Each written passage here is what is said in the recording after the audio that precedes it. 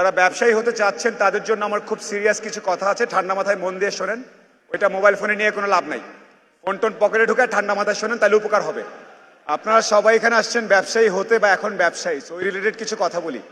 তার আগে ইকবাল ভাইকে পই পই করে আরেকবার ধন্যবাদ আমাকে দাওয়াত দেওয়ার জন্য। আমি এই স্টেজেই বোধহয় কথাটা বলেছিলাম, তারপর বুঝলাম না এটা ভাইরাল হয়ে গেল কি কারণে। সো আমি অনুষ্ঠানের মাঝখানে যখনই আমার কোনো কথা ভালো লাগবে আপনারা চিৎকার করতে পারেন পই পই বলে। So that's fun.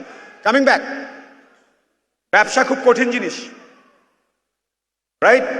আপনারা এখানে ব্যবসায়ী হতে চাচ্ছেন, অনেকে এসছেন, অনেকে অনেক কিছু বলি আমরা, যার পকেটে টাকা নাই সেই বোঝে ভাই এত ডায়লগ দিয়ে না, আমি যে চাকরি টাকরি করি ঠিক আছে বেঁচে থাকি। যারা ব্যবসায়ী হতে চাচ্ছেন তাদের জন্য আমার খুব সিরিয়াস কিছু কথা আছে, ঠান্ডা মাথায় মন দিয়ে শোনেন। ওইটা মোবাইল ফোনে নিয়ে কোনো লাভ নাই, ফোন টোন পকেটে ঢুকায় ঠান্ডা মাথায় শোনেন, তাহলে উপকার হবে। যারাই দেখবেন কাজের চেয়ে অন্যান্য জিনিস নিয়ে বেশি ব্যস্ত, তার আসলে ব্যবসা বোঝে না, সে ঢংডাং বোঝে। তো সেলফি, ফোন, মোবাইল, দৌড়াদৌড়ি, মালা এইসব হইলে বোঝা যাবে যে ওনার মধ্যে আসলে একটু কম আছে ব্যবসার বুদ্ধিটা। অনেকে ফোন ধরে আছেন, সেটা বন্ধ। আসল কথা শোনেন, আমাদের সবার মধ্যে চাকরি করার একটা ব্যাপার আছে। 30 তারিখ পর্যন্ত চাকরি করব, 2 তারিখে টাকা পাবো, ব্যাস এমনি জীবন চলবে। 3 তারিখে মুদি দোকানে যাব, 4 তারিখে মাছের দোকানে যাব, শেষ। খুব সুন্দর লাইফ। এটাই নাটক সিনেমায় সবখানে বলা হয়েছে যে সফল মানে এটাই। সকালে উঠবা, চা খাবা, বাস ধরবা, অফিসে যাবা, বসকে তেল দিবা, ফাইল টাইল সাইন করবা, কয়েকটা ফাইল আটকা রাখবা, তারপর আবার সন্ধ্যাবেলা চলে আসবা, রাইট? যদি ব্যবসায়ী হতে চান এই চিন্তা একদম ঝেড়ে ফেলতে হবে। এবং এই চিন্তা ঝাড়তে গেলে বউ, গার্লফ্রেন্ড, বাপ মা, আত্মীয় স্বজন, পাড়ার সবাই হাসাহাসি করবে, ওটা ব্যাককল।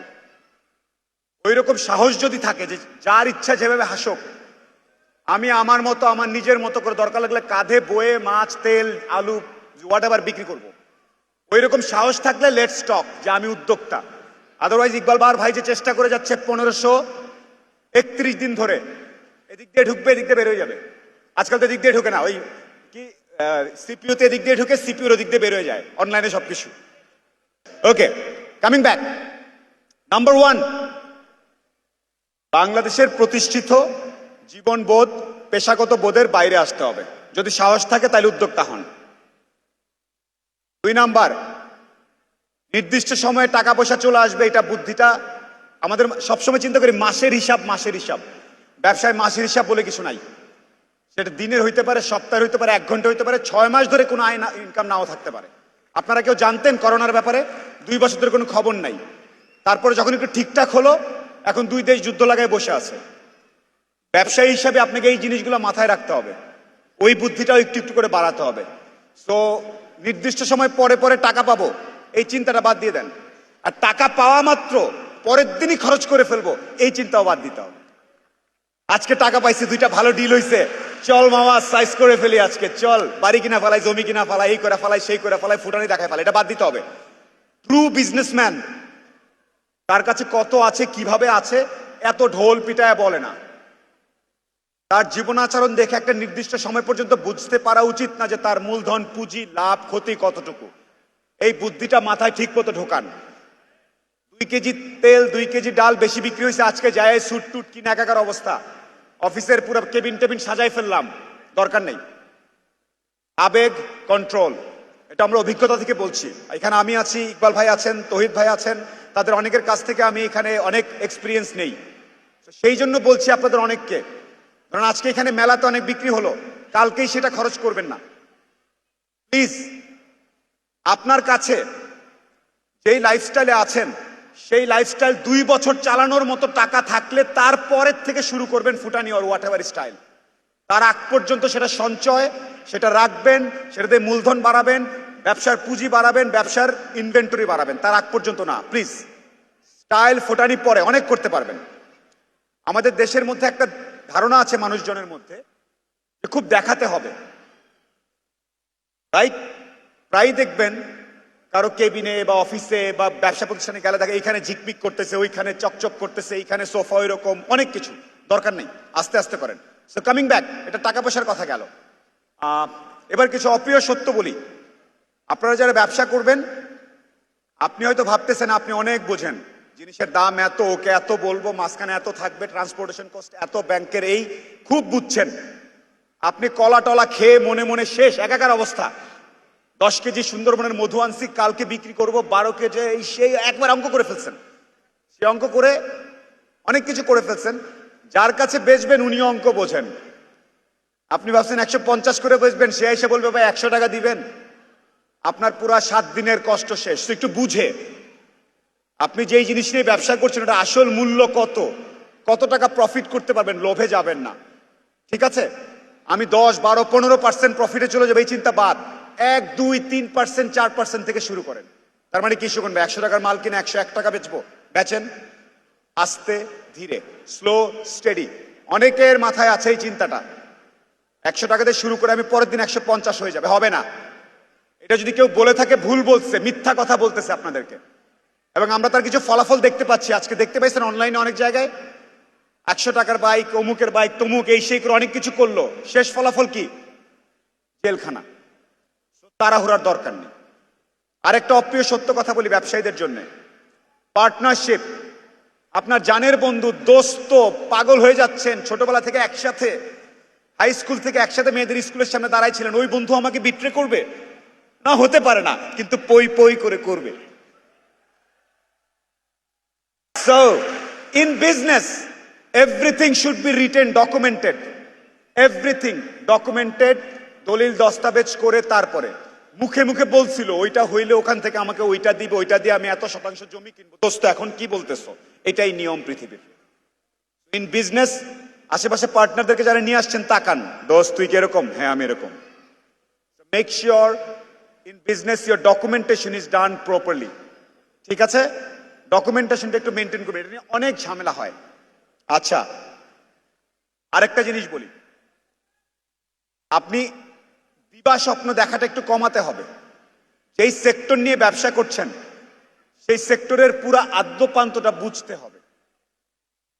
ধরেন আপনি কোনো একটা জিনিস নিয়ে ব্যবসা করেন, সেই আড়তদারের ওখানে গিয়ে আড়তে বসছেন, আড়তদারের সাথে তো কথা বলতেছেন, ওখানে যে কুলি মজুরটা যে ক্যারি করে নিয়ে যায় ওর সাথেও কথা বলেন, যে কাহিনীটা কি, বলতে বস্তার কাহিনীটা কি।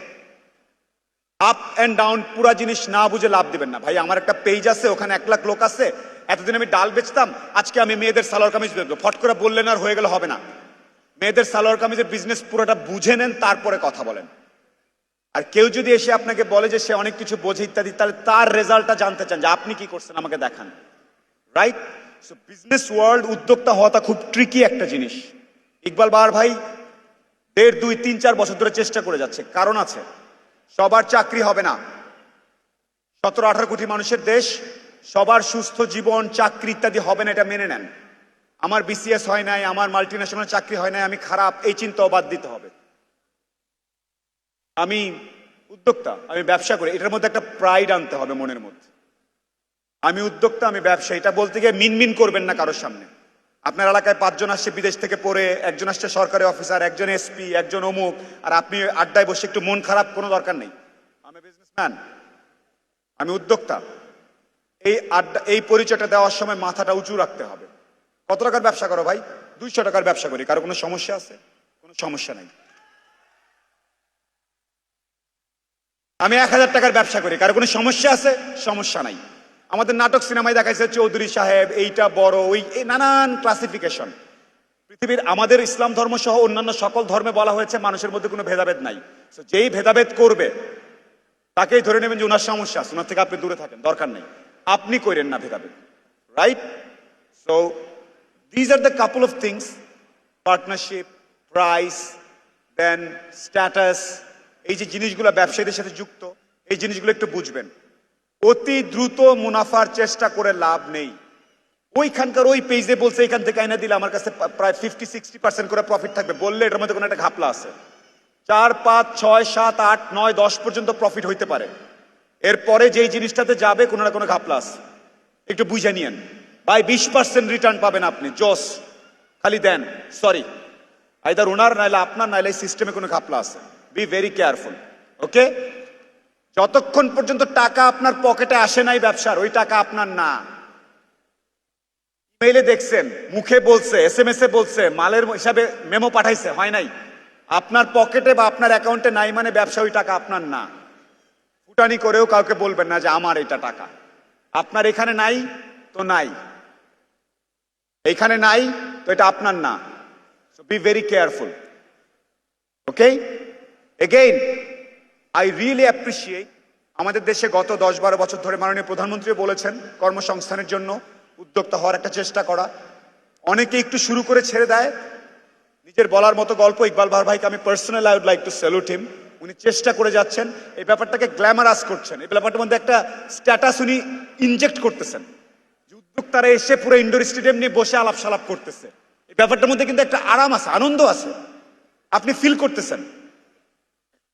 আমাদের দেশে রাজনৈতিক নেতৃবৃন্দের অনেক এরকম সভা হয়, পাইলটদের হয়, বিসিএস এর হয়, বড় বড় কোম্পানির এরকম হয়, তারা আসে, তারা নিজেদের পরিচয় দেয়, আমরা এরকম। আপনিও বলবেন এরকম ছবি কয়টা আছে, এরকম গ্যাদারিং, এরকম সাহস করে কিছু পাগল মানুষ আছে। ইকবাল বাহার ইজ ওয়ান অফ দেম, এবং তার সাথে তার আরো দুজন অ্যাসোসিয়েট যারা আছেন, তার কিন্তু ঠেকা পড়ে নাই, তার দরকার না। I know him personally, I know him. I know about his personal, financial and business and networking worth. উনি যদি এই মুহূর্ত থেকে আপনাদের কারোর সাথে যোগাযোগ নাও রাখেন, ওনার যে নেটওয়ার্কে যে এবং সামাজিক যেই ওয়ার্থ, সেটা কমবে না, বাড়বেই। তারপরেও কানেকশনটা মেনটেন করেন। এবং দেখলাম যে করোনার মধ্যে অলমোস্ট আপনি আমাদেরকে ছেড়ে চলেই যাচ্ছিলেন, আবার বোধহয় টেনে ধরে নিয়ে আসছে, রাইট? সো আপনার জন্য আমাদের দোয়া এবং একটা বড় তালি। ইকবাল বাহার, এগেইন গাইজ, আমার কথাগুলো একটু ঠান্ডা মাথায়। ফেম, খ্যাতি, টাকা, কমিটমেন্ট, প্রতিটা জিনিস ক্ষণস্থায়ী। যেমন আমার কোনো কিছু স্ট্যাটাস দিলে আজকে 30, 40, 50 হাজার লাইক পড়ে, এটা যে কালকেও পড়বে এটা ঠিক না, কালকে অন্য কিছু হতে পারে। এই জন্য সবসময় বেস্ট হচ্ছে চুপচাপ, নরম, শান্ত, অহংকার ছাড়া ঠান্ডা মাথায় চলা, যাতে যখন কিচ্ছু থাকবে না তখন আপনি মাথা উঁচু করে দাঁড়ায় থাকতে পারেন, যে আমি চেষ্টা করেছি, হয় নাই, কারণ সৃষ্টিকর্তা আমাকে নিয়ে হয়তো অন্য কোনো প্ল্যান করেছেন। বাট চেষ্টাটা থামানো যাবে না, রাইট? আর অতিরিক্ত উত্তেজিত হয়ে পাগল হয়ে আজকে ব্যবসা করে ফেলবে, এই করে ফেলবো, করা যাবে না। একদম বুঝে, না বুঝলে ইকবাল বাহার সাহেবের মতো বাকি যারা আছে আপনাদের মেন্টর, সবার সাথে জিজ্ঞেস করেন, যোগাযোগ করেন, দোকানে দোকানে বিভিন্ন জায়গায় সময় কাটান। তার আগে লাভ দিয়ে আমি উদ্যোক্তা, কিছু হওয়ার আগে নামের আগে 4টা সিইও লাগায়েন না। আজকাল পিচ্ছি পিচ্ছি দেখি যে 22 বছর বয়সে না 3টা সিইও কার্ড আমাকে ধরায় দেয়। সরি, আমি তখনই বলি তোমার সাথে আমি ব্যবসা করবো না, কারণ যে রিয়েল ব্যবসায়ী সে কার্ড টার্ড নিয়ে এত ব্যস্ত না, সে ঠান্ডা মাথায় বুঝে শুনে আগাচ্ছে, রিয়েলি যারা ব্যবসায়ী। That is my only request. Iqbal Bahar ভাই, আই রিয়েলি অ্যাপ্রিসিয়েট যে আপনারা সবাই এসছেন। অ্যান্ড যদি আপনাদের এই উদ্দেশ্যটা সফল হয়, আমি একটা কথা বলতে পারি, আর্থিক যেই মুক্তি নিজের স্ট্যাটাস থেকে বা নিজের আর্থিক, এটা ব্যবসার মাধ্যমে সম্ভব। এই ব্যবসায়ী হওয়ার চেষ্টাটা is fantastic, specially I can see lot of women. So kudos to all of you, you guys are amazing. পেছনে যারা বসে আছেন প্রত্যেককেই আমার পক্ষ থেকে ধন্যবাদ। আমি খুব ছোটখাটো চাকরি করি, অল্প স্বল্প কিছু টুকটাক ব্যবসা করি। আই হ্যাভ নাথিং, অতটা বেশি কিছু না, but I prefer to come, মাঝে মাঝে এসে কথা বলতে পছন্দ করি, সেই জন্য আজকে আমাকে দাওয়াত দেওয়া হয়েছে। And I am much oblige to all the organisers of নিজের বলার মতো একটা গল্প ফাউন্ডেশন। আপনাদের সবাইকে অসংখ্য ধন্যবাদ। So that's all from my side. Now I am gonna take a short video, যেটা আমি একটু পরেই পোস্ট করব। আপনারা কি বলবেন? এটাকে অনেকে আমাদের পচানোর চেষ্টা করছে, আমরা এটাকে উল্টা এনার্জিতে কনভার্ট করে ফেলবো, রাইট? সো কি করা যায় আমি দেখি, চিন্তা করে দেখি কি করা যায়। দাঁড়ান, কি বলা যায়? আমরা একটা লাইন বলবো, আপনারা আমাকে কতটুকু ভালোবাসেন আমি বলবো, তারপর বলবো পই পই করে ভালোবাসি, বাস এইটুকু বলবেন। ডান? আমি এই পাশ থেকে পুরোটা দেখাবো। আমি যখন বলবো তখন সাউন্ড করবেন। ওরা কিন্তু দেখে নাই, ওরা ভিডিওতে বুঝবে না যে কোথায় দাঁড়ায় আছে। রেডি? আপনারা আমাকে কতটুকু ভালোবাসেন? কতটুকু শুনতে পাইনি।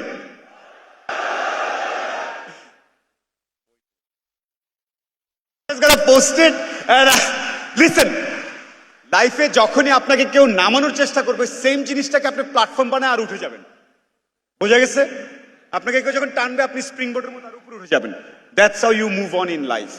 Thank you so very much to নিজের বলার মতো একটা গল্প foundation and specially mister Bahar. And I must take a picture.